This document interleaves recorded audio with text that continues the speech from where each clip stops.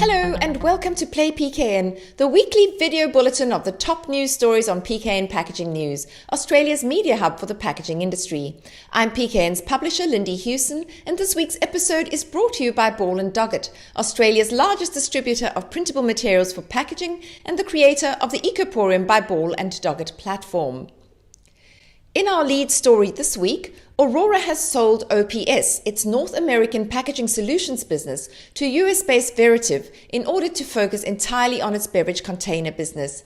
Veritiv will pay $1.2 billion for OPS, with the deal expected to go through later this year once all regulatory compliances have been undertaken.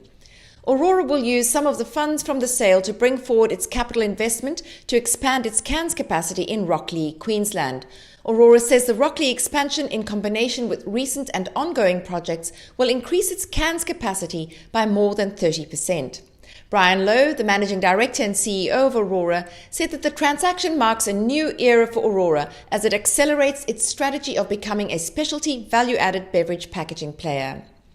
Next up, a significant reduction in volume from a major customer, adverse weather, rising resin costs and consumers tightening the purse strings were reasons cited by Pro-Pac for sending it deep into the red in the 2023-24 financial year. Flexibles revenue was down by 13.3%, while specialty packaging fell by 11.8%. To counter the falling numbers, Pro-Pac has implemented what it says are significant cost reduction initiatives, including releasing 10% of its workforce. It is also working to lower cost and overhead structures and says it has improved selling prices. However, in more positive news, Pro-Pac Group's soft plastic recycling projects have had an investment boost following the latest rounds of government grants for a recycling plant in Albury and film extrusion plants in Melbourne and Perth. For its Albury, New South Wales project, Pro-Pac has received a second instalment of $4.9 million of a Modern Manufacturing Initiative government grant. It has received $10.5 million to date of a total $13.9 million pledge. And this is to establish a soft plastics mechanical recycling facility. The facility will be designed to process up to 15,000 tonnes annually of LDPE soft plastic waste, such as pallet and silage wrap.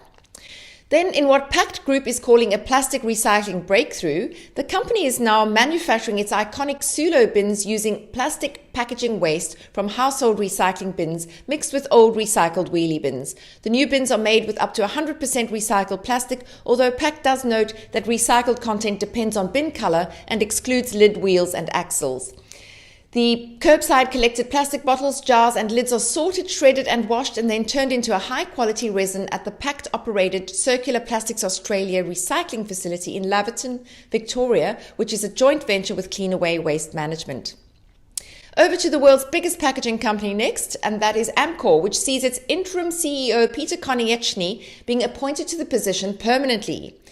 He will now take responsibility for leading the global business. It's a $13.6 billion business with 41,000 staff. He succeeds Ron Delia, who stepped down in April after 9 years in the role.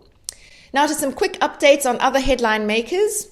Merck, a leading science and technology company, has decided to transition from traditional expanded polystyrene, that's EPS insulation, to Planet Protector Group's innovative WoolPack insulation for cold chain shipments of products for its life science business in Australia. This move is expected to replace 3.6 tons of non-recyclable EPS per year. Next up, Detpak has introduced Australia's largest selection of commercially compostable and recyclable PBS cartons, trays and lunchboxes.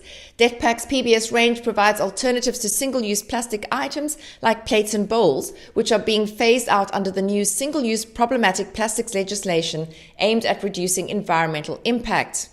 And finally, BioPak has launched its brand new compostable beer BioCup range to provide more sustainable solutions to the outdoor venue and events sector. Designed specifically for outdoor use where reusable cup systems have not been implemented, BioPak's beer BioCups provide an alternative to the large volume of disposable plastic cups made from conventional plastic and used at such venues.